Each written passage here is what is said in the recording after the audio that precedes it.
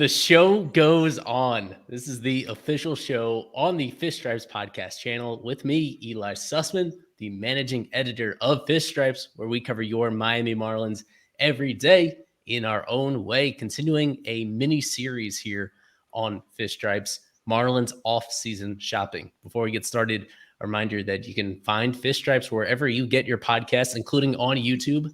Hi, YouTubers. We're putting this mini series all up there for you and even splicing it into individual segments on particular off-season targets for the Marlins, both free agencies and via trade.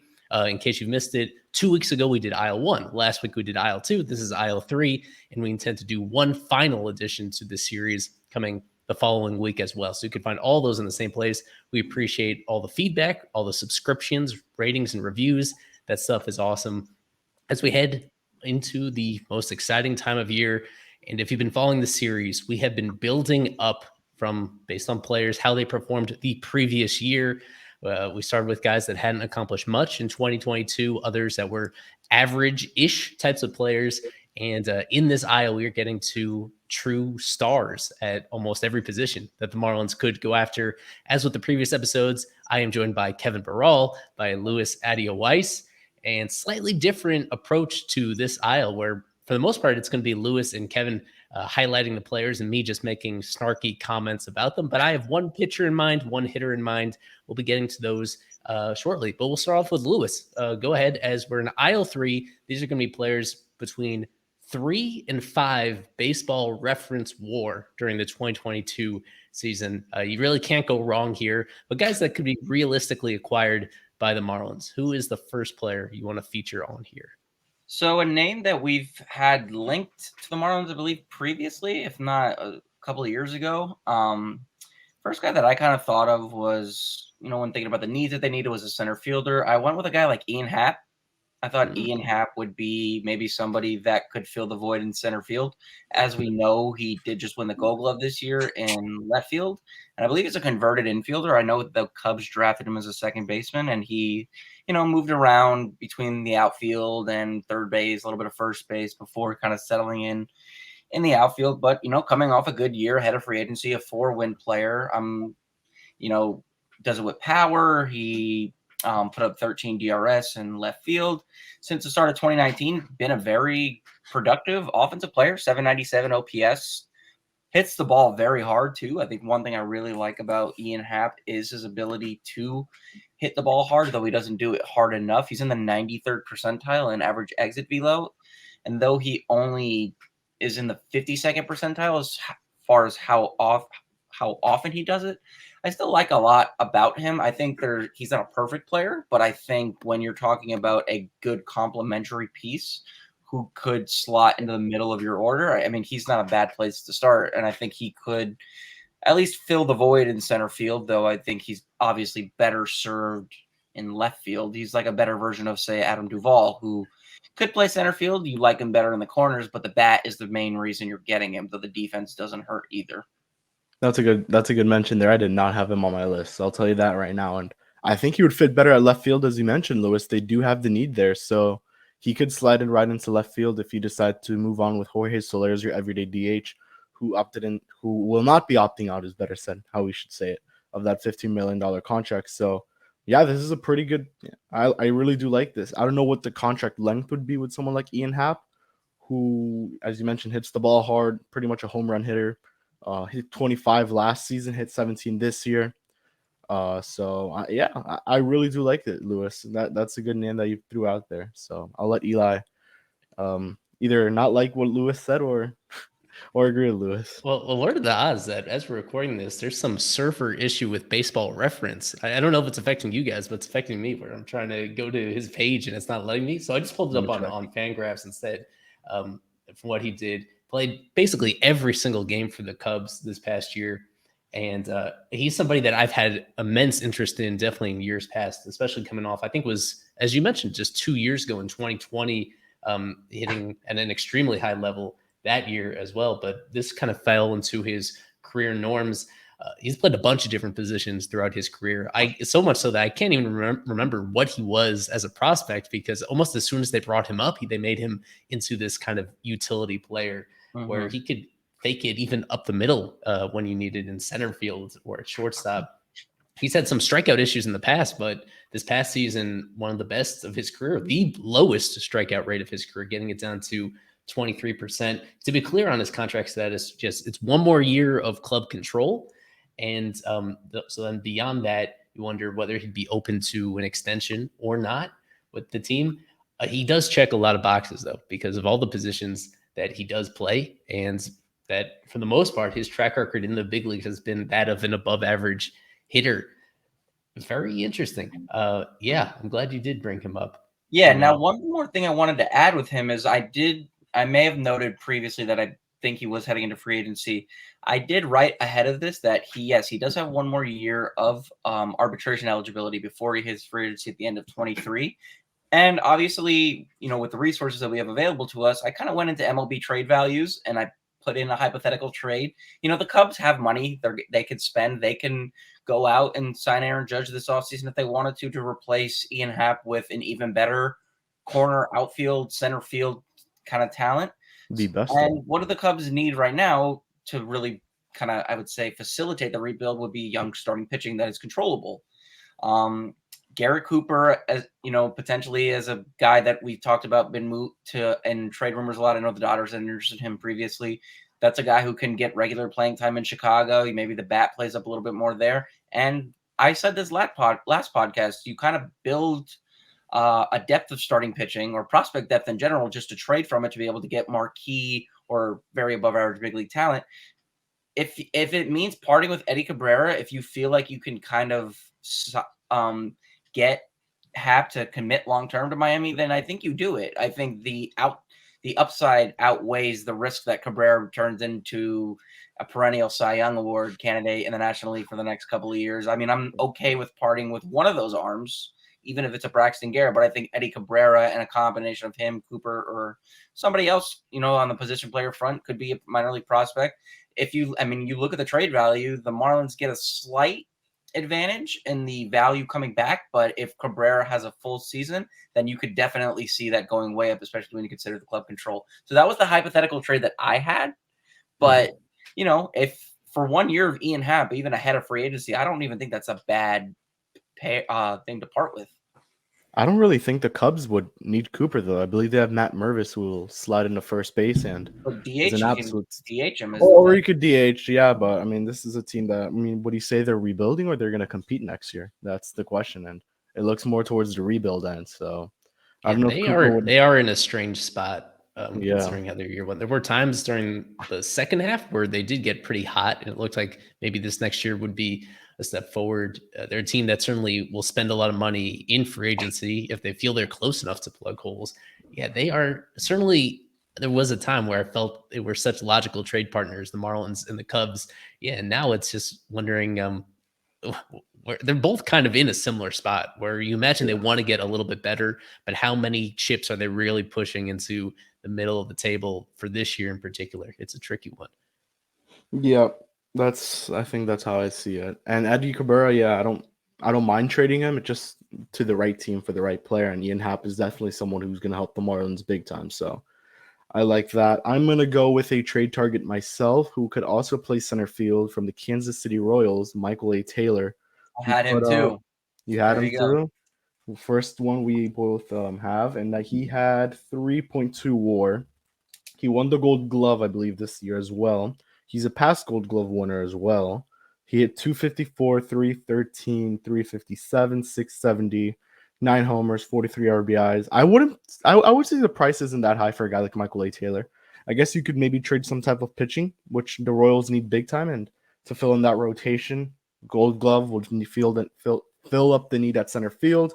He's also familiar with the division. He was a former national, and he's also a Florida kid, so he would be coming back home to play for, I guess you could say, his hometown team, quote unquote. So I really do like this, and I know the bat isn't the greatest, but this is someone who's going to help you big time defensively at center field, and we saw him making some highlight plays this year that were put up on Twitter. I believe it was right at the start of the season. He just absolutely robbed a crazy home run there. So I really do like the option of Michael A. Taylor. Don't think it's too expensive, and if you want to bring him back, you try to re-sign him to some type of a not too long term of a deal, but a deal that is good for both sides. And You won't really be regretting making that deal towards when you extend them. If Miami decides to extend, because that's the thing, Miami isn't really known to extend these guys, so it would have to be if they extend them. But as a rental for 1 year, you have center field locked down, which is probably the biggest need right now, I would say, aside from the bullpen. I do like Michael A. Taylor as an option, and we spoke about him, I believe, last year when this team was kind of in it. So bringing back that name again. Right. Yeah, it's not a bad option. I mean, I think you're acquiring him for the glove. Like, there's no question about that. We know, going back to Washington, his days as a prospect at the Nationals, his calling card before the defense was really his power. I mean, like, they thought that, like, this guy was really he had potential 30 homer potential in the big leagues, and obviously that never really fully manifested. But he still carved out a decent career for himself in Kansas City. Kansas City kind of hit on him and Benintendi, though they didn't do much else. Maybe Brady Singer's kind of materialized for them a little bit more. But yeah, I think at $4.5 million a year, if the Marlins want to commit that to him, he'll justify that with the glove alone because he covers so much range out in center field. We know he can play a big center field in Kauffman Stadium, so I don't think Miami would be a problem. Eli, what are your takes on the idea of acquiring the likes of a Michael A. Taylor?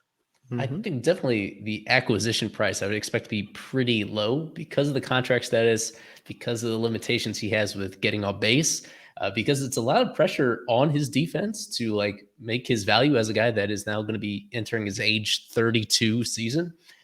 He had amazing defensive numbers in 2021, and this year still across the board very positive, but a little bit back down to earth.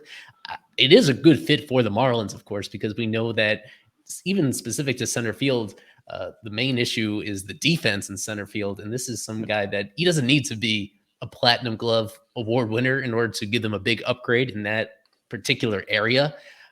So I think he's a safe bet to make the team better. And if it's a safe bet to make the team better, and he doesn't require you to give up much at all. I don't think you'd have to trade Edward Cabrera to get 1 year of Michael A. Taylor. If the acquisition price is a lot lower, absolutely they need to consider it and they need to try. The Royals are a team having shaken up their really most levels of their organization, for the GM, their manager, the coaching staff. They're a team that you would expect almost everybody to be available, especially the players that are kind of like him on the verge of being in free agency anyway. It's fascinating. I think it's definitely it's kind of a no-brainer, and that would make the team better. Personally, I'm aiming a little bit higher for that center fielder. If they're going to get a center fielder, I want it to be somebody that has a lot more offensive upside. And so if it's me personally, I'm going to be the one pushing for them to acquire somebody that you can trust more as an all-around hitter. You've seen how emphatic I am about somebody like Brian Reynolds, and whether it's him, whether it's somehow prying Cedric Mullins away from the Orioles, like these are players with more complete all-around games. So that is my preference. I think what we can all agree on is that the team has to do something. Like internally, their center field options aren't getting it done. So somebody like Michael A. Taylor, they need to cast really wide net to upgrade at that position somehow. Now, I would say this, though. Maybe if the Marlins, and I know fans maybe wouldn't like to hear that, if the front office isn't fully convinced that 2023 is the year they wish to compete, and that influences maybe the way they go about spending money this offseason, Taylor's a stopgap, I guess, if you do go out and acquire him. And look at the free agent market for the outfield next year. It's not great, but there's a name that you could maybe circle early, and that's Harrison Bader, a guy who not only plays a great center field, but also has legit power and really, really came into that more in the postseason this year with the Yankees. I know it's the postseason. It's a small sample size. That's not fully reflective of who the player is, but Taylor, or maybe a guy that we never talked about before, if the Dodgers cut ties with Cody Bellinger, could be a stopgap guy. Prove it for me for 1 year, and then maybe that we go elsewhere if we don't think what you did for us was enough to suffice committing long term. But Eli, do you want to go with your first guy? Yes, I want to give you my one hitter. By the time people watch this, my article will be up outlining what I think a successful Marlins offseason entails. And this is some guy that I want to feature in here, not particularly off the grid. I think a lot of people are eyeing this player as well. Free agent José Abreu. He's been with the White Sox for the better part of a decade, and as you can see on YouTube, he is unhappy with the White Sox. He is ready for a change of scenery. He's had enough. He's been a leader in that clubhouse. He's been such a steady hitter for them. Rumblings out of Chicago are that he likely will be finally let go this time. They did re-sign him a few years ago when he was on the verge of free agency, and he rewarded them by winning the American League MVP in 2020. That was his best year on a game prorated basis. But overall, he's just been so steady, especially against left-handed pitching. When we were looking at the Marlins last year, there were so many things to point to about their offense that was disappointing, that was frustrating. On top of that, the main number one issue is that they were miles and miles worse than any other team at hitting lefties, all the way at the bottom of the heap, like a 70 OPS plus, like 30% worse than league average hitting against lefties. The whole team, no power against lefties, even from all their right-handed hitters. And this is the specialty of Abreu. First career, I think it's a 925 OPS against lefties. I actually had the whole list that the few players that actually hit lefties as well as he does during his career that are still active. It's Paul Goldschmidt. It's Nolan Arenado. It's players that are not available. I think Albert Pujols was on that list, but he's retiring. They just really can't do any better than Abreu in terms of a track record of hitting against lefties. And with him, what I also found fascinating is the similarities that he has to somebody like Nelson Cruz during the same portion of his career. Like Cruz was somebody that was a very good hitter throughout his late 20s and his early 30s. And there was a question about how well he would age. There was a portion of his career where he was just going 1 year at a time on his contracts because you expect there to be a drop-off. For somebody at this stage of his career, Abreu is going to be entering his age 36 season.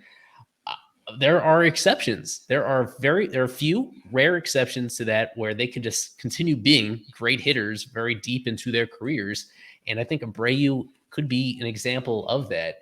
He's that guy that has had a very just indescribable ability of coming through in run producing situations. And that is not always reflected in his advanced stats, but is obviously reflected in his RBI count and reflected in the fact that, especially in recent years, some of these White Sox teams have been pretty high up there in terms of scoring runs. He's a good player. And because of his age and because he's coming off a year where he didn't hit for as much power, we could get into that in a moment, that he's coming off a very strange year by his standards. Yeah. Like he's going to be affordable. Like he's in this rare spot where I think the upside is very high, but also he's going to be somebody that I think you can get on a 2-year deal if you're the Marlins at first base, which is, I think it's a nice, reasonable balance of upside, but also from all parties involved. I think it should be mentioned also that as a Cuban player, most of these guys do, if all things are equal, they would actually have a willingness to sign with the Marlins in that situation. He's somewhat of a complicated case. I do think that he is, when you're looking at first base, I think he is the one that is the best possible fit in terms of what he could provide and how he could actually be attainable, even for a team like the Marlins. Yeah, and that's actually where I wanted to go to with him. Cuban guy. The fans around here do love him. I mean, I could tell you, I've spoken to Cuban fans. They love Jose Abreu. They would love him in Miami. And I assume he would like it down here in Miami. He's close to home, as you mentioned, Eli, with his family. It just makes all the sense in the world for him to come to Miami. And then you talk about his weird season. Yeah, it was pretty weird. 15 home runs, but he hit 304 and had an 824 OPS. So I guess that's the weird part. He also had 75 RBIs. I'm sorry. So he's more of a contact hitter, which is what Miami's looking for in players this season. He would be a huge upgrade over Garrett Cooper. And I don't know. What do you think about his defense, Eli? I really don't. I can't say much about his defense. Not a Gold Glove winner. I don't know if he's ever even been nominated for one. It's not great. It's not great. Okay, that's what I assumed. He's completely limited to first base. He's not somebody that could even fake it at other positions. Yep. And I think you'd say he's a below average defender at first base. Thankfully, we're in a time with the universal DH, so we're recording this on the day where it's confirmed that Jorge Soler is coming back and that he's going to be the primary DH. But I think they could sneak away some off days in there for Abreu as well. They bring him in. You're just hoping that he kind of is relatively close to his career numbers And the risk is how much of that power is going to come back. So he had 40 doubles this past year, and that's why his overall production was still pretty good. But yeah, the 15 home runs was actually a career low for him, even though he played almost every single day. The fact that he set a career low in that category, it's a little bit concerning. It's just you look under the hood, and he's still hitting the ball extremely hard, a hard hit rate of 52%. League average is 39, and he was hitting at a 52, which is right on par with all his career numbers. I just, for somebody with his really immense track record, that goes back even further than MLB. It goes back to Cuba. He has just an amazing track record. And I think there's enough of that just understanding about the nuances of hitting that he could kind of defy father time for a couple of years more. I like him a lot. I mean, what I wrote was I kind of envisioned the dreamlike scenario. And again, this was done prior to the news coming out today about Soler's option. Or not his option, him, buying into 2023 with the $50 million player option that he had. I kind of drew out a dreamlike scenario where, Ian Happ is acquired to play center field. They part way with Cooper and Cabrera, and Lewin will assume everyday first base duties, while Abreu, who is in the first percentile in arm strength, so we know that he's not. But oddly enough, though, he's in the 62nd percentile and outs above average. I mean, first base isn't the most demanding position from a defensive standpoint. With that being said, though, you at this stage of his career, if you want to extend it the way that somebody like Nelson Cruz did, and kind of just relegating yourself, although that term may be a little condescending, to just a DH, it maybe wouldn't be the worst thing. I think that's where Abreu maybe is kind of leaning towards, or not from a mindset perspective, but just like where I think teams would maybe get the best use out of him would just be, get him off his feet, have him DH, would probably give you more value that way. Yeah, I mean, that's kind of how I felt. I was concerned about the power outage this year. Like you said, was under 20 home runs, but I saw the batted ball data. He still hits the ball incredibly hard. He's even become a little bit more selective. Like that year he won the MVP, he really wasn't walking all that much. But as you see on the screen, for those of us watching on YouTube, he was in the 61st percentile in walk rate. So, I mean, he's made a consolidated effort to get better, and he's shown at times before that he could be a little bit more selective. I do love the fact that he's just a guy who really doesn't swing and miss for the potential to hit for power that he possesses. I just think he's great. I mean, he's an all around, he's just a very productive player. I mean, you talked about a guy who just drives and runs. I mean, he would be like having the version of Jesus Aguilar that we would have been okay with in the last couple of years in Miami, except he does it with better plate discipline, and his bat to ball skills are a lot better. I'm a big fan of his. I don't know what it would take to necessarily get it done. Do you give him that third year that he may be requesting to land him, or do you give him 2 with an option? Do you stoop to his needs to get him in the lineup because you're really that desperate for offense? At the end of the day, I think that'll be up to Sherman and co. to see where they go with that. But I mean, yeah, like there's a multitude of circumstances that could play out that could make him in Miami a really nice fit. But we'll just have to see how that transpires. Mm-hmm. Yeah, to me, I draw the line pretty firmly at a 2-year deal. And if you have to pay a little steeper on average annual value, you do it. But that's kind of where I would draw the line, because you don't want to get into a situation where you end up regretting it down the road and keep stacking these deals. So I understand the risks about it. If they are going to get it done, I think within reason, there needs to be a certain level where he may be out of reach. But I think this is a possibility, and that's the only reason why I'm bringing it up. Okay. All right. The next guy I'm going to go with is somebody that I prefaced to you yesterday, Eli. Pitcher with the Rays, and we know the Rays develop pitching out the wazoo the way the Astros do. They just have the proclivity for doing that, and that's Jeffrey Springs. Now, a name that most people may not be familiar with, and for those who do follow the Marlins on a daily basis, to know the last time they traded with the Rays, when they got, I believe that was Lewis Head last year. That didn't really work out all that well, though he was coming off a strong year. This is a little bit different. Jeffrey Springs is primarily a starting pitcher, though he kind of moonlit in the bullpen earlier in the season. 33 games. He started 26 of them, but just the overall, the surface level and even the numbers beneath the surface were just great for him. A 2.46 ERA, He pitched the most innings he ever did in 2022. His home run rate was under 1 home run allowed per 9 innings. His K rate has always been pretty good. This year, 9.6 Ks per 9. He is eligible for arbitration this year. I believe this is the first year he's arbitration eligible. But, for a guy who is making a little bit more than the league minimum, that shouldn't be anything more than, say, $5-7 million, depending on how the Rays are going to go about that process. If they do, in fact, don't trade him. And he's not rumored. It's just a guy that, could make sense for the Marlins, though. Again, they don't need starting pitching. It's always, if you could add a guy like that to your rotation, who's like another Pablo Lopez. He's a safe bet kind of guy. He's going to give you innings. And for what he gave the Rays in 2022, I mean, they're pretty high level volume of innings. I wrote about Jesus Luzardo recently, and we're going to be talking about him on an upcoming Fishology podcast. Talked about like run values a little bit, and I talked about how negative run values indicate that a pitcher had success with a pitch. He had negative run values on 3 of his primary pitches. So he's a fastball, changeup, slider guy. All were negative, all generated negative run values. Very productive pitcher. I mean, he just does a lot of little things well.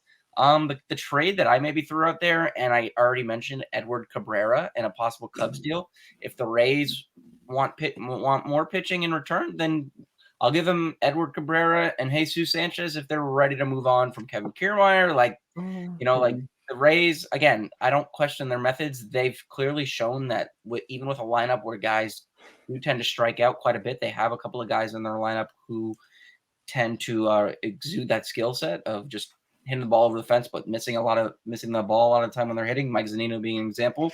I think they can make it work with a guy like Sanchez, but from a trade value perspective, it's pretty similar. I mean, you draw it up on trade values.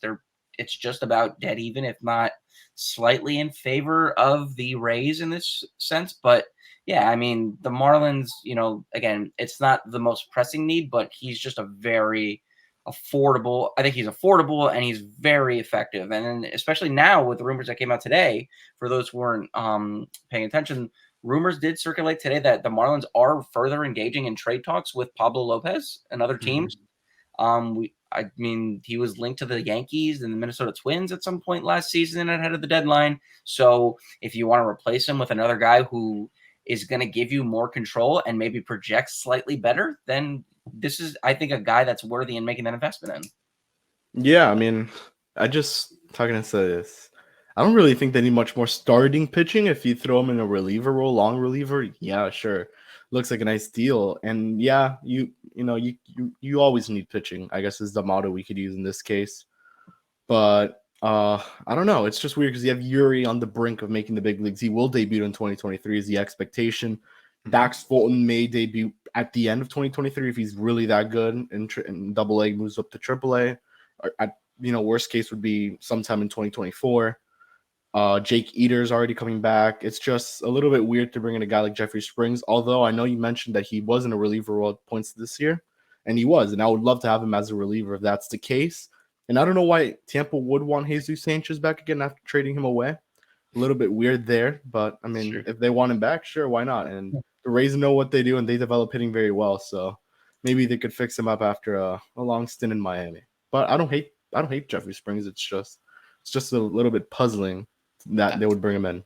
I just want to highlight how unusual his career has been to this point. So he's pitched with the Rangers and the Red Sox, and they almost use him exclusively out of the pen with those teams. He didn't have success with them. Like, he was a struggling reliever. And I remember when the Rays traded to acquire him, it was this tiny footnote of a deal because nobody thought much of Jeffrey Springs, a 28-year-old mediocre reliever being dealt to the Rays. And in that first year, 2021, he pitched fairly well, exclusively in relief that year.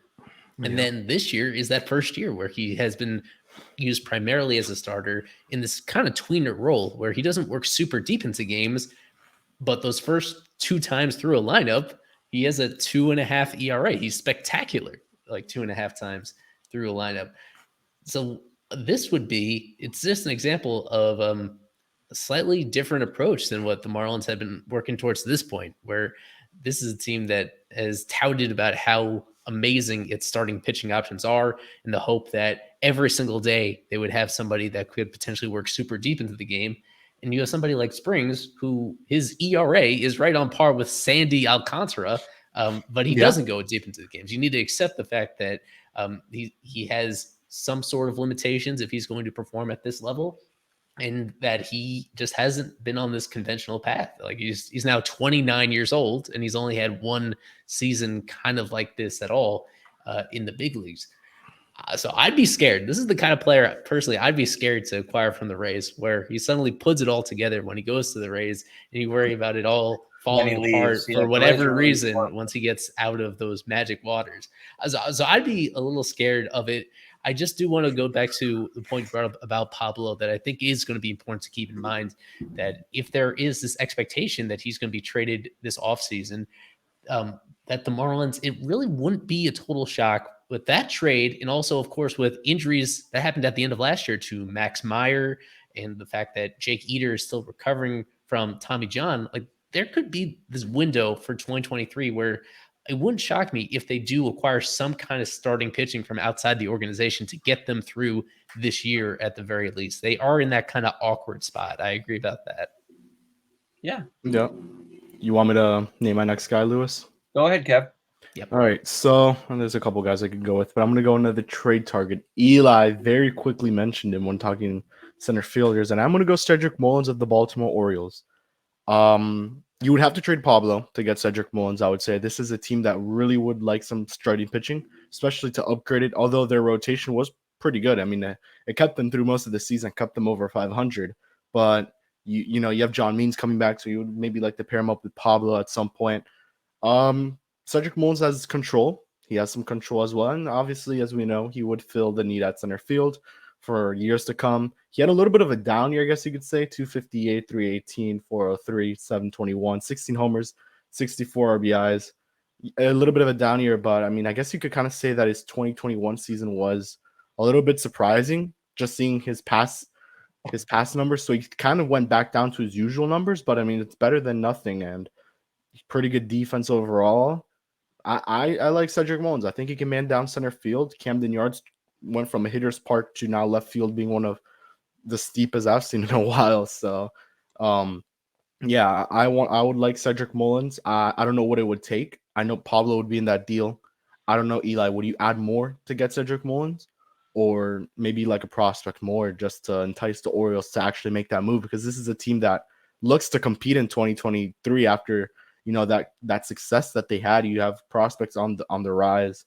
You have Grayson Rodriguez coming up. You have Gunnar Henderson, who made his debut. That team's looking pretty good, and that farm system is getting better and better, and those guys are going to start coming up. So, I mean, this question to Lewis as well. Would you add more to a Cedric Mullins trade with Pablo? You'd have to. You'd have to, right? Yeah. Yeah, I mean, just because, 2022, I think realistically, and Eli could probably attest to this too, what you got from him in 2022 is more indicative of the player that you'd likely be acquiring going forward. Every player has an apex season, and that 2021 may have just been that. I mean, he was 30-30. He was, a Gold Glove caliber center fielder. That hasn't gone away. He's still in the 94th percentile and out above average. He's an above average hitter in terms of not striking out. So that's an attractive asset to have. He's got power. That again plays, though you may have to adjust that a little bit, especially going to Miami. He is a left-handed pull hitter, so we'll see a lot of those home runs that were going over the fence and over that big wall in Camden Yards in right field. How does that maybe adjust if he goes to Miami? And there's batted ball data. You could see how that may have played. Up per Baseball Savant, you can kind of see how his balls that he put into play would have maybe gone over the fence in, say, Miami. But yeah, I think you would have to just, especially because of where the Orioles are in their respective rebuild. I definitely think now with the ascension of Rutschman and the returning Means, they've got Gunnar Henderson came up there. I'm blanking on some of their starting pitching. That Grayson Rodriguez will be in the big league soon. They have a multitude of young guys, position players and pitchers that kind of maybe open their eyes to think like, hey, like our competitive window may be opening. And then when they kind of look out at the scope of the American League East and they see that the Red Sox are kind of in this Colorado Rockies, Chicago Cubs level of, say, purgatory, because they really don't know the direction of their team, I guess, going forward. Mullins would be a player that the Baltimore Orioles would point to say, hey, like, this is a guy that we need to maybe build around. He's a complementary piece of what we envision to potentially be a championship team. I don't know. I mean, I like him a lot. I definitely think that parting with Pablo is the starting point, if not another one of these starting pitching prospects. They definitely would, like you say, Kevin, want a proven starter. So Pablo would likely be the safer bet. Yeah, I mean, Eli, realistically, what do you think, though? What would it take to acquire somebody like him? I'm on the same page as you, where I think comparing them head to head, the fact that he plays such a premium position and that he's shown the upside that he has during 2021, I think in a vacuum, he's going to be more valuable than Pablo for a team in the Orioles that I think any way you slice it, the Orioles are closer to being a playoff contender than the Marlins are. So they're not going to be eager to get rid of Mullins, even with the other position player talent that they have in their organization. Like he's going to be, it would take quite a haul. It would take Pablo and probably another very significant pitching prospect. And maybe you get the Orioles to expand the trade and include like a lower level hitting prospect in return. You make it like a 4-player deal or even a 5-player deal. I think ultimately it would be the idea of Pablo for Mullins one-on-one. I think that'd be a little bit optimistic from the Marlins perspective. I'm not sure that is going to get it done, considering what both teams are trying to accomplish overall. He's an awesome player. I know he's beloved in Baltimore, even this year, just as much this year as he was in 2021. They love his style of play and the number of ways that he can impact a game. Just another player that had such an unconventional path to get here. He used to be a switch. Do I have this right? He used to be a switch hitter, and then he focused on just hitting from the left side, and that's when his career took off. Even several years into Pablo his big league career. Thing. Yeah, you don't. Yeah, kind of Pablo Sandoval. Yeah, but I think his case is really even more unique considering the timing of how it all came together. He's going to be hard to get. He is, but it's a short list of center fielders out there that we feel are going to that would make some sense for the team. And I think it's worth mentioning. We've probably at this point mentioned just about all of them that we think could be available. In earlier episodes, we did Ramon Laureano. We did Brian Reynolds. Earlier in this show, we did Michael A. Taylor. We've done Cedric Mullins. And I'm sure, I know we have at least one coming up in the final aisle as well. Like everybody in center field, that is the issue that has been unaddressed by the Marlins for over a year now, ever since they traded away Marte. And so we got to keep talking about it until they do something to address it. As I'm going to transition to just the second guy I want to mention on here. I did my hitter, and the one pitcher that has been on my mind is a very unconventional one that we didn't know anything about until the 2022 season because he hadn't played in the majors to that point. But it is Reds closer Alexis Díaz, the younger brother of Edwin Díaz, who just was spectacular this year. And as I peek around, I see that I'm not kind of on my own in terms of advocating for him as a trade candidate, given where the Reds are in the rebuild and what you usually do with relievers. There are other people that have brought this up as an idea. But I want to just take credit for being on him early. Like he was somebody that I was bringing up 3 months ago at the trade deadline. I thought I'd seen enough by the end of July to think that this is somebody pretty special stuff out of the bullpen that they should try to pry away if possible from the Reds, given where the Reds are in this situation. But 3.1 Baseball Reference WAR this past year, and he didn't even spend the entire year pitching consistently. He was actually on their active roster the whole year, but only 59 appearances in 63 2/3 innings. He was able to accrue that much value. And he worked his way into the closer's role with the Reds, which is something that's extremely uncommon to happen if you are a rookie, the way that he was. So naturally, he's going to have another 5 years of club control. It just, to me, what stands out is the quality of his stuff and the characteristics of his stuff.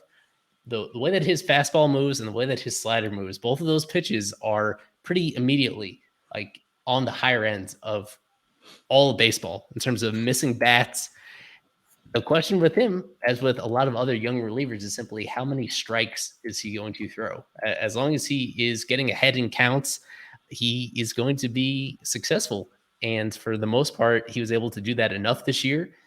Even when he wasn't, the way that he avoids hard contact, I'm going to get his StatCast sliders on the screen in a moment just to show you how off the charts he is in pretty much everything except for his walk rate. Second percentile in walk rate and bright red in everything else that he did during his rookie season. 100% fastball spin. Yeah, it's the fastball velocity and the spin, and you combine that. It's the extension he gets off the mound, that as well. That's something you can't always notice watching live, but he delivers the ball closer to home plate. His fastball is one of the truly best pitches in the game, I think, moving forward. So the way that he performed this year for a team that I think is going to be listening on just about everybody, given where the Reds are in their rebuild, for a Marlins team that I think pretty clearly is going to have to do something outside the organization to upgrade their high leverage relief options. This would be a pretty big swing. And he's kind of a very unusual candidate. He's one of the only guys I could say that is a conventional rookie with so little experience that I'm already so sold on. So if they could find the right deal, it would require giving up a pretty substantial either prospect or potentially one of these other young starting rotation candidates. I mean, you could potentially see a deal where they involve one of their current young starters and flip them directly to the Reds, where the Reds get more innings, but the Marlins get somebody for this very particular role. I think it's something definitely worth exploring. What do you guys think? Would you part with a Max Meyer for him? I mean, was that, especially now going through the Tommy John rehab, is he attractive enough that you think you can get maybe 3 or 4 good years out of him post-surgery? That's a fascinating one. Because that's the first name that came to mind. It's like potential. It's equal things potential, but like you'd also maybe part with him to get somebody like this. I mean, right. And the reason why Meyer is interesting is because he's somebody that, as much as we've loved him at times during his development, there's always been that reliever risk in him. Exactly. So if you're thinking about it, is Max Meyer ever going to be as good as Alexis Díaz is right now, especially if they're both relievers? And I think the answer is that you really can't expect any other pitcher to reach this level. So I think that's something you would think about. I would start lower with the negotiations, but if it comes to that, Jake Eater. Well, yeah. Well, Jake Eater is probably. I think that's someone that I would be even more willing to give up without overthinking it too much. Yeah. So I think ideally, when you talk about relievers, as we've covered in previous episodes, the best way to go about it is simply go into free agency, give them a 1 or 2 year deal, and simply use your cash instead of your young talent. But we covered most of those guys already. And so this is kind of that one exception where I think about doing something very risky in order to get him in the bullpen for the next half decade, hopefully. Yeah, I mean, look at him by run values. I mean, it's like not even fair. Like the expected numbers on the fastball are great. The expected numbers on the slider are great. I think he threw like 1 curveball last season, but it's like, yeah, you know what you're going to get. It's like, I mean, he kind of like by pitch profile, it's like a Kimbrel-esque projection of power fastball, elite wipeout breaking ball. But if you can kind of fine-tune your command a little bit, and I have faith in Mel Stoudemire Jr.'s ability to work with pitchers, that may be a real possibility.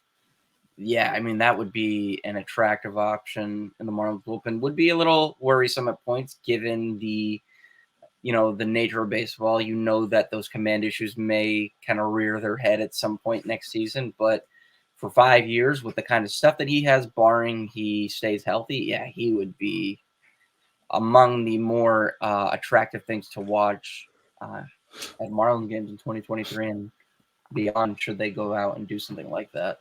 And not only that, you look at his brother, Edwin Diaz, who just got that huge extension. So he definitely may have some of that in him. So maybe that'll work. And maybe he has a cool entrance if he comes to Miami. We just have to choose what song it'll be for him. But I like Alexis Díaz.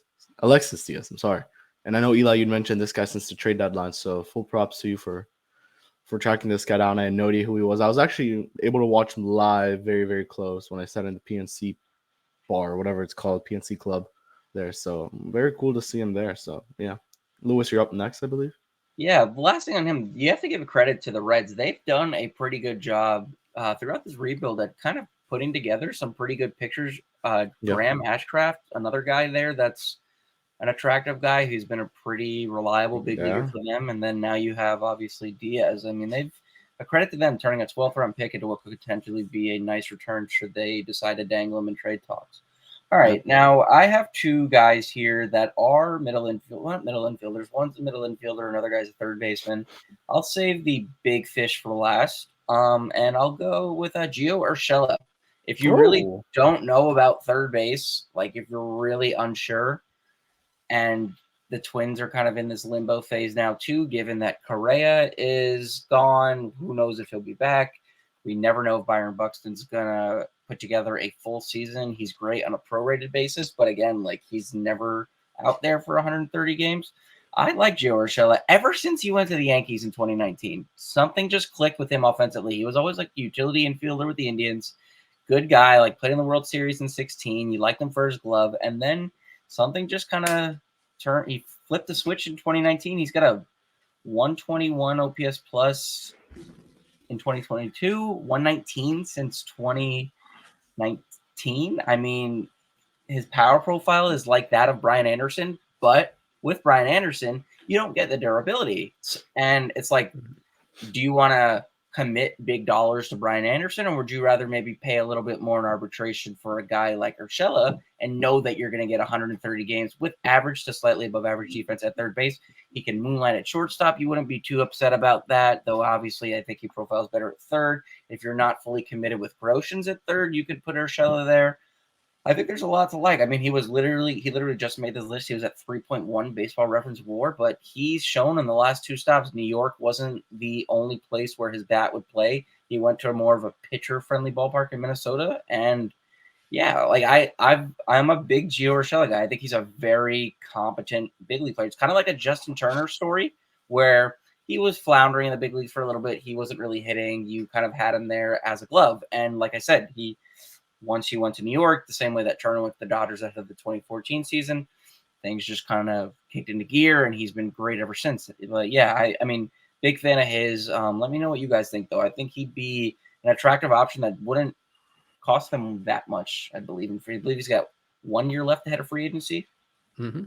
So if they were to let him go, who would replace him is the thing, because they just brought him in too, and I assume, he's pretty young, so who would replace Gio Urshela in Minnesota? I don't really know that system too well. They are in an interesting spot where they do have a decent crop of infielders to trade with, which this also refers back to my successful offseason article that's coming out. I do have a Twins trade in there because they have an interesting combination of these veteran infielders who are above average regulars and also recently promoted young guys. The younger brother of D. Gordon, Nick Gordon, he had a pretty interesting year playing a bunch of different positions. The one that was probably even more impressive late in the year was Miranda. Exactly. Jose Miranda, who plays several different spots. They used him a lot at first base. They already have Luis Arraez, who plays first or second or third whenever they need it. They do have probably a surplus there of infielders the question is, which one do they trade out? The guys that are just coming up and could have more upside, or are they trading the ones that are sort of at the peak of their value, like Urshela might be at this stage? He's somebody that you think would be available, the kind of option that is not really on the table during the regular season at the trade deadline, because the team at that stage was still clinging into contention. During the offseason, it's wide open as to what they'll do, because even on top of that, this is a team that if they bring back Carlos Correa, or if they spend a similar amount of money on one of the many star infielders in free agency, it's an ownership group that has more willingness to spend than you would think, despite being in the market that they're in. It's a fascinating one, because also from the Marlins perspective, third base is a very weird. It's a position in flux for the Marlins, where they have a lot of internal candidates that can play third base. I don't even want to spend too much time listing all of them because we saw it was a rotation really this year between the rookies coming up and the veterans who can handle that as well. They have so many options. The problem is that like none of them really stepped up and had a total lock on the position. Like, is Urshela simply better than all of their internal options? He might be. And if he is, then nothing should slow them down from trying to get him. I am with you on that. Yeah, and it would give you a Venezuelan left side of the infield, Miguel Rojas and Gio Urshela. Yeah, I do like it. More there. I don't know how much that play into it, but again, I'm an Urshela guy. So again, with 1 year ahead of free agency, I don't know how much it would take to really, they would open up. Miranda could assume everyday duties at third base. It would give the Twins an ability to, and if Pablo Lopez were a guy that you wanted to dangle to the Twins again, I think Urshela is a good starting point. I mean, I could even see a 1-1 swap. I think Pablo, he has 2 years of control. I think you get similar value from Urshela in 2023 that you get from Pablo this past season. So I don't think it'd be the worst thing. You maybe have to include somebody else in there. Maybe, like you said, Ely, maybe a lower level prospect that could make it work. But again, the concerns about Brian Anderson are there. If you want to maybe bring Anderson back and say super utility role, where he was kind of what he was kind of relegated to at the end of last season, where he was playing a lot of outfield, occasional starts at third base, then maybe you do that and you kind of make him what Luke Williams was, but obviously you have more faith in the bat. We know Luke Williams obviously today just claimed off waivers by the Dodgers, so he's no longer with the team. So one of the internal third base options, though he didn't see all that much time there, now gone for the Marlins organization. But if that's a move they can pull off, I don't think it makes them a contender right away, but I also think it gives them a short-term answer at third base while they wait for maybe the market to further develop, next year. And again, if Urshela has a good year, not somebody that you'd be all that hesitant on re-signing, depending on what his underlying metrics say. But who else you got, Kev? All right, so I have a Yankee left fielder, Andrew Benintendi. This is a guy who the Marlins had past interest in. When you combine his stats from both the Royals and the Yankees, he was pretty damn good. 304 batting average, 373 OBP, 399 slugging, 772 OPS with 5 homers, 51 RBIs. I don't know why I thought he played center field. I guess he could fake it there. He's played 71 career games there.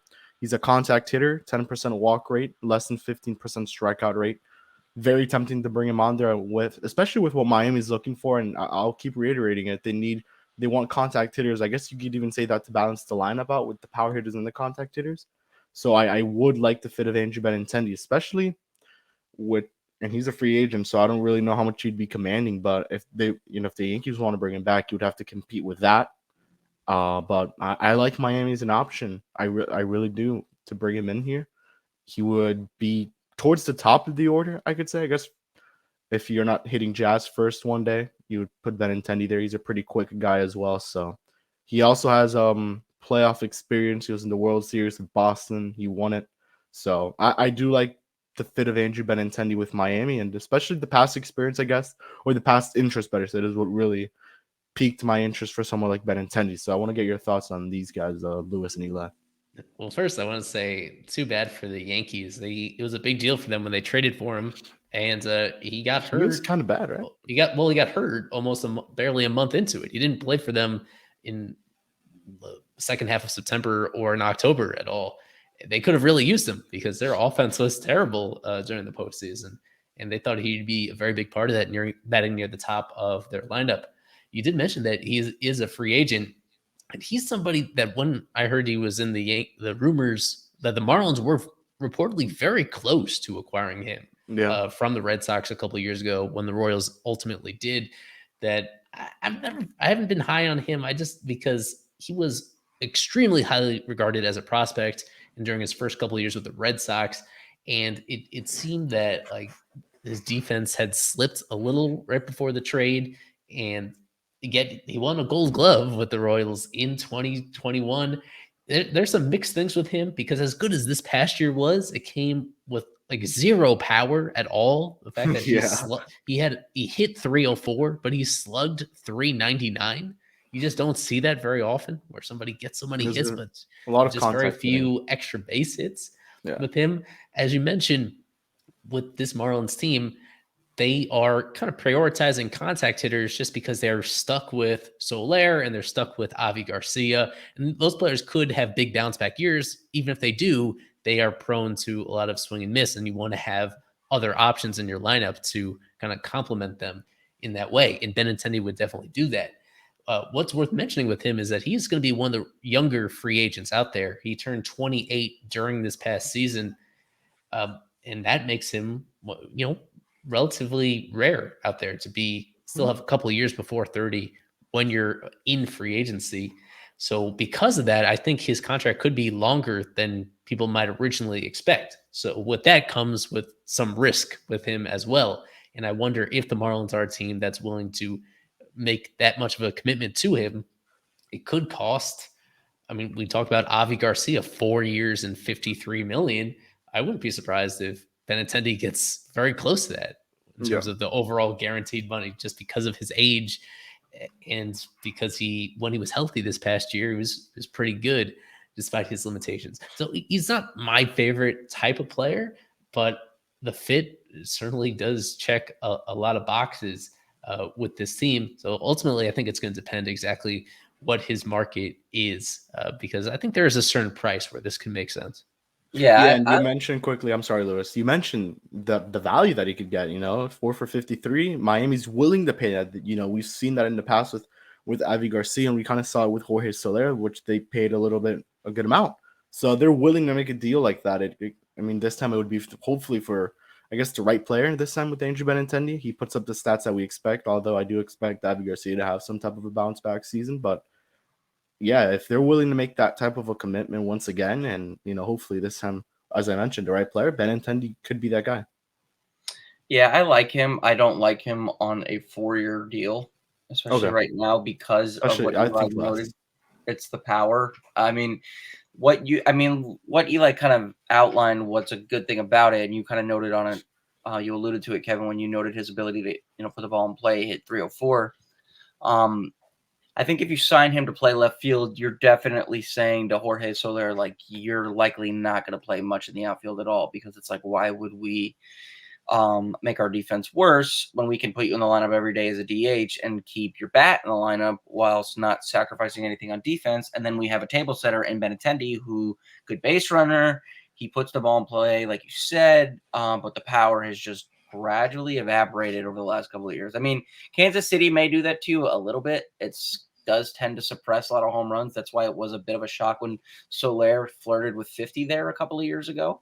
But yeah, the thing that would scare me is if you sign him to, say, a 4-year, $60 million deal, and then that first year goes horribly wrong and you don't include any opt-outs, you're stuck with him for the next 3 years. Because deals like that, especially for an AAV of about $15 million, those likely don't come with opt-outs, depending on who you are as a player.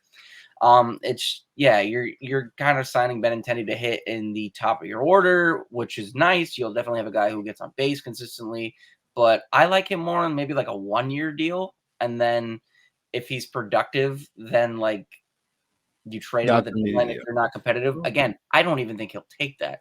I just think that's more where I would be comfortable in committing to him, because I just the power itself for a team that just struggled to hit for power. I believe the Marlins were 14th or 15th in the National League in home runs this season. So you may score a few more runs marginally, and again, that may add a couple more wins. Benintendi is maybe like a consistent 2.5 to 3 win player, but when you're talking about competing like in the National League East, he's not going to be the difference that that helps the Marlins usurp the Mets or even the Braves. It's just like good player, but that's not enough. And a lot of the guys that we've talked about previously, you can maybe make that same case for. Again, I don't know, just because he does a lot well, but he doesn't do enough where I'm kind of just convinced that I want to commit long-term to him. Yep. Do you have another name you want to mention? Do you just want to go with the big fish already, Lewis? It's the last guy I have, so you may as well. I wrote a piece about him about 3 months ago for Fish Stripes. I talked about how if they wanted to make a splash this offseason, they needed to do it. So I'm just going to come out and say, like, if you want to sign Trea Turner, bring him home. You're going to have to, back up the cash truck because he's going to be expensive. Kevin, I gave you a note. I gave Kevin a note before the podcast a couple hours ago about just how unique Trea Turner is. Kevin, do you have that note for me? You want to give it to me and Eli? Shortstop with over 20 home runs, 220 over 220 stolen bases, over 120 OPS plus in their first 8 seasons, if I read that correctly. And that is Handler. There's Handler Ramirez, and then it's Trea Turner. So there's only 2 shortstops in the history of baseball to hit at least 120 homers, steal at least 220 bases, and be 20% better than the league average. Also, they were both hitting Hanley 298 respectively, Trea Turner 302 through the first 8 seasons of his career as a primary shortstop. So yeah, like Kevin said, he is a unique brand and he's just flashy. I mean, like, can you imagine like a middle infield of him and Jazz? Like, that's maybe the smoothest infield of baseball. Maybe not defensively. I don't think Turner's the best defensive shortstop, but I think he's a guy that can maybe play shortstop into his 30s. And we've seen the ability to play the outfield. He even played some second base when he first came up. He played second base last year when he was initially traded to the Dodgers because they had Seager ahead of his free agency. Turner can play the outfield. He's, for a guy his size, he's got power. He was a 5-win player this past year. The one thing I do have a concern with Trea Turner is the ability to draw walks. And I talk about this a lot. He was in like the 15th percentile, I believe, in walk rate. He is an aggressive hitter. He is prone to go into slumps, but the overall package of player, I think, is just so there's so much incentive there to bring a guy like that back. I mean, we talked about Anthony Rizzo, like the notion of flirting with bringing back a hometown guy is something the Marlins have done. They talked about Castellanos. They brought home Michael Morse at one point, Matt Latos before the 2015 season as well. Those didn't go well. That's not enough to maybe stray from the notion of bringing back a guy who grew up close to where the Marlins played and rooting for that respective team. I think Turner is just a legit he's a star. Like, there's no way around it. I mean, of all the names that we've mentioned here, maybe minus José Abreu that Eli mentioned, he is the best player here. He's the guy that going forward you would feel the most comfortable committing to. And again, that's even with all of the concerns that exist because he's already done so much. And you can best believe that he likely will have at least another 4 or 5 years where he's just very good. And maybe say you give him a 7-year deal and again, he'll likely, like, if he's a name that the Marlins even flirt with signing, you know that he'll be the most expensive player they've ever signed in free agency. I believe Eli put a note on the Fish Stripes Twitter page the other day. No player since Jose Reyes' 6-year, $106 million free agent deal has ever gotten that much outside of being under club control with the team before coming over. So yeah, Turner would smash a bunch of records, but he would also give them another marquee name that they're sorely missing. Eli, Kev, I'm going to leave the floor to you. Enlighten me further on things that I may be missing. Enlighten some of our listeners. How do you feel about Trea Turner? Would you want him in Miami? How do you profile him fitting in? Should he miraculously make his way down to South Beach? When I want him in Miami, yeah, obviously. I mean, this is the guy. If there's one guy that I would like Miami to sign, it's Trea Turner. Over any of these guys, it'd be Trea Turner. The only negative, once again, you mentioned the strikeouts. 131 strikeouts this season, the second most in his career. I think he struck out 132 times another prior season. But Florida guy. This guy would be paired up with Jazz Chisholm, so a lot, I guess, marketing, you could say.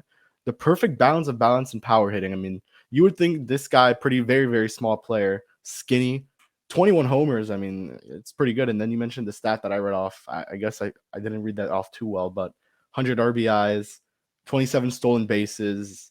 This is like the guy, and I'm gonna let Eli say because you basically nailed every point about Trea Turner. This is the perfect fit for Miami here. It's hard to look past the projected price because not only would it be more than Reyes, you're probably talking about 2.5 times more the commitment than they've ever given to a free agent before.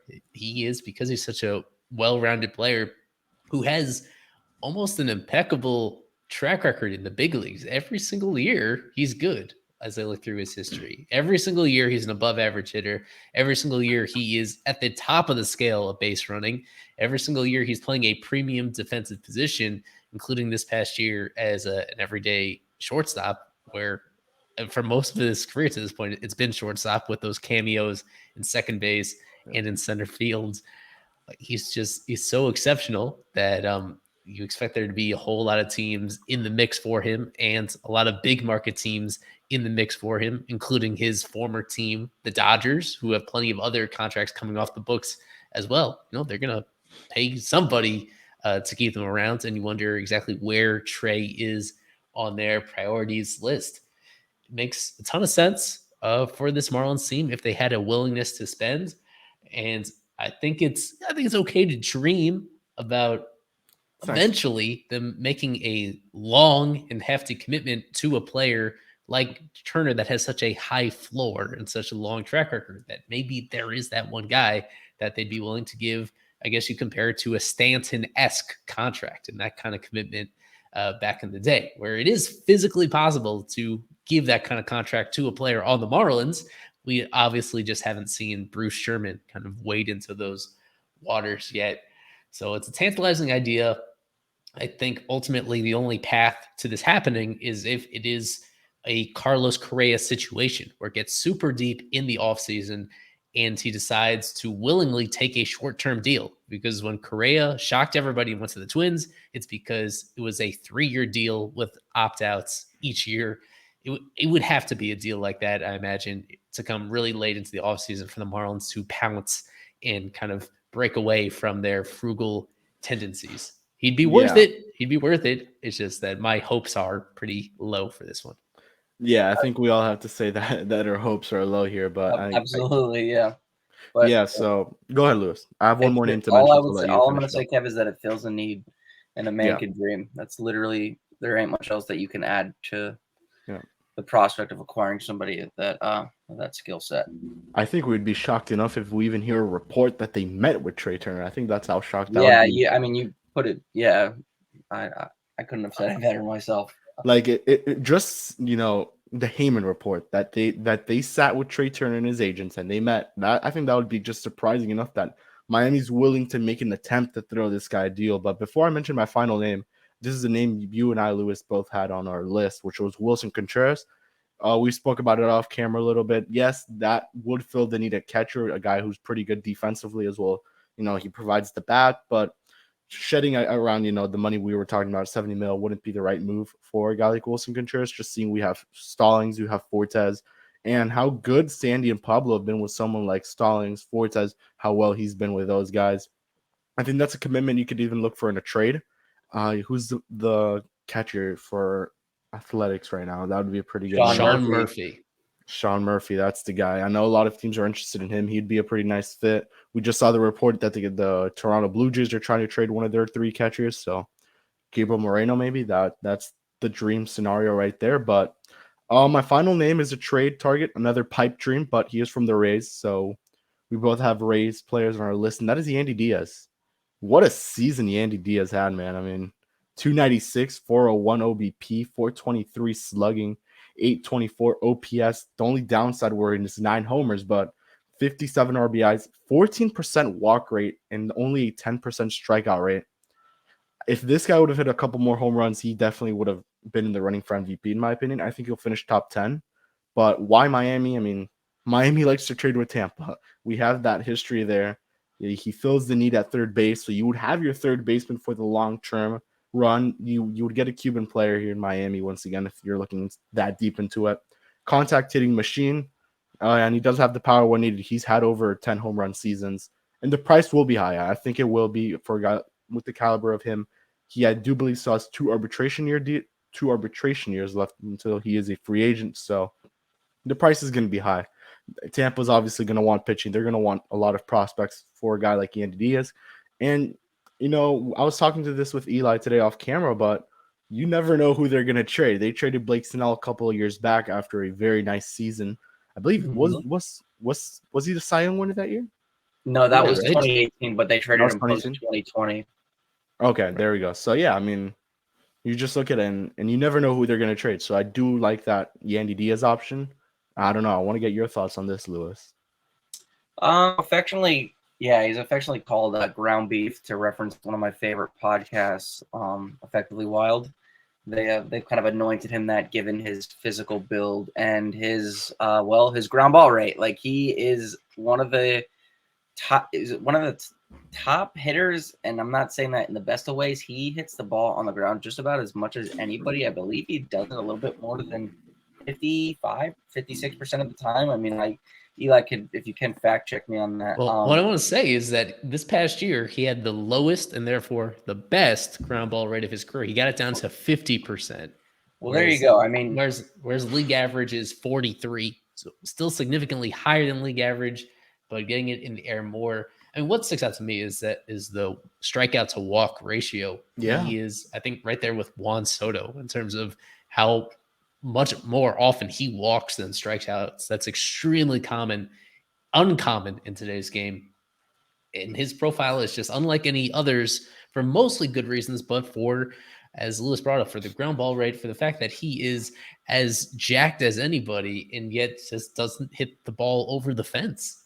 He's had 1 year, his first year with the Rays in 2019, played like a 14, half right? season and hit 14 home runs in just a half season. So that was very exciting. And ever since then, for the most part, he's gone back to the old tendencies where it's a below average power for a player that only gives you stuff at the corner infield spots.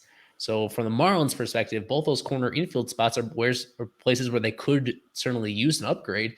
It's just that Yandy is he's a limited player. He's great at what he does well, but he also has those deficiencies to his game with the lack of power and the fact that I don't know if there's a better version of him until he gets the ball in the air. For a guy that is now 31 years old, is he really going to make a significant adjustment to that part of his game? Just going back to what Kevin mentioned, the reason why we bring him up is because the Rays, they could trade anybody at any time. They continue to surprise with the decisions that they make in terms of who's available and who's not. I don't think a lot of people top of mind thought Joey Wendell would be available last year coming off an all-star season, and the Marlins were jumped in on him in that standpoint. I will just say that in his particular case, I think it's unlikely that Yandy Diaz would be on the market because the Rays are coming off a season where they really struggled to score runs late in the year, and to have somebody like him that is so reliable in terms of getting on base, he's going to be difficult for them to replace internally. So I feel like in his case, the timing would be a little bit off, and that's something that they'd have to revisit further down the line. I'm still happy that you brought him up. Yep. Yeah. Again, he does what he does well. He does well, but the power deficiencies. That's the issue I found with. Yeah, I mean, so like put it this way, like last year, I believe we referenced this previously. We talked about the potential Lewin Diaz to hit for power, play good defense with him. Maybe I was saying his ceiling at way best was like Matt Olson, and we talked about the idea. Me and Eli discussed the idea of possibly trading for Matt Olson. And I believe Eli said, and still radiating with me, he said, if you're waiting for a guy to become Matt Olson, why don't you just go out and get Matt Olson? And a couple of weeks later, I believe he went to Atlanta, and that happened. That's kind of how I feel about with Yandy Diaz and Groshans. I don't think Groshans will ever hit for the power that Diaz does, but the tools that he represents, the ability to put the ball in play and the ability to draw walks, are things that you're waiting for him to further manifest at the big leagues. But if you want to go conservative and get a guy who already does that, then maybe that's where you explore that trade. But yeah, given the age, I don't know. I mean, the metrics don't like him at third base a lot either. I think they say he's a pretty below average defender at third base. But yeah, I'm just a sucker for on base percentage because I know, obviously, you score more runs, you're going to win more games, and having guys like that in your lineup who consistently get on base, on a 350 plus clip, that is very attractive. So yeah, I mean, it's not the worst, definitely not a bad option. I wouldn't be too upset if the Marlins went out and did that. It may be a cost effective thing, but like Eli said, if the Rays struggled to score runs last year, which they did, because their offensive model is pretty inconsistent across the board, though they do have success with position players for the most part, then yeah, that's a guy you want to keep. But again, a player of that skill set would still fit nicely as a nice complementary piece in any lineup for that matter. Yep. Anybody else that we want to give a shout out to in this aisle, or are we all going to wrap it We up? briefly discussed Willson Contreras, but again, Kevin noted him. Not much else to really say about him. I talked about his flirtations with positional versatility. I mean, he was an infielder initially in the minors before becoming a full-time catcher. Said it was like a reverse Schwarber, where when he came up, he was moving all around, and the Cubs kind of just said, like, hey, I think we like your bat, but we want you to also be our primary catcher. Schwarber plays left field, so they kind of just settled into their respective spots. Contreras, Kevin noted his defense. He doesn't have the best reputation as a defender. He's There's a not cane bad going by any on, bro. means. But yeah, I think you're definitely that's a catcher that you acquire for the bat. And I know nowadays teams tend to shy away. It's one thing to get premium offensive production out of a catcher. That's why a guy like Adley Rutschman is so rare. It's because he has the ability to do both, a la Buster Posey. Contreras is deficient, I think, defensively, but his bat is such, career 815 OPS, that he is an attractive name to many teams. I've heard rumors though going around about his market that he's gonna maybe like settle for a 1-year deal to further prove value, then go out again and reestablish his market. The only thing is he's a catcher who will be 31 next year, I believe. So that's the thing. I forecasted like a Yasmani Grandal-esque deal because I think the value accrued is relatively similar, though he does it a little bit differently than Grandal. I don't think the Marlins are going to give $70 million to a catcher who is deficient in certain areas defensively. But he's attractive, as a lot of the guys that we mentioned here are, and I mean that's why we mentioned them in the first place, because they put up value and they would theoretically fit needs that this team has, and we are hoping that they will address this offseason as free agency commences on Thursday. Yeah, my only shout out, which is no longer valid, was Colton Wong. This would have been the case that Jazz moves to short after the World Baseball Classic if he impressed enough, but his option was exercised, so Colton Wong will not be a part of this list. But it was fair to mention he was a Gold Glove winner. He had a very good end to the year. I remember he was one of the hottest hitters in baseball towards the end of the season. But besides that, no real mention of him. Just wanted to shout him out. So yeah, he was on my list until I found out midway through this podcast that he was taken back to his option was picked up. So only other mention there. Right. By the time people listen to this, all the option chaos will be totally settled, and we'll have a pretty clear picture of exactly what the free agent class is going to look like. We'll have one more episode we'll probably squeeze in about offseason shopping. But as you heard at the end of this episode, it's really getting hard to like thread that needle between awesome players who are also realistically available to the Marlins. It's like one player. Right. Yeah. At least one that will be able to squeeze into this one. But we appreciate everybody that has listened to this so far. Again, one more plug that on our site, I'm going to have a successful Marlins offseason example, and I'll probably do the same for a disappointing offseason to take you through some specific moves and prices that the Marlins may go after to like put this puzzle together. What makes it fun is that there are so many different combinations that this could go that could work out for this team. And we are really right on the cusp of them actually doing stuff. This first phase of finally subtracting the excess guys on the roster. And now the fun part is going to be trying to squeeze in new pieces and making all those calculated decisions about who to squeeze off your own roster in the first place.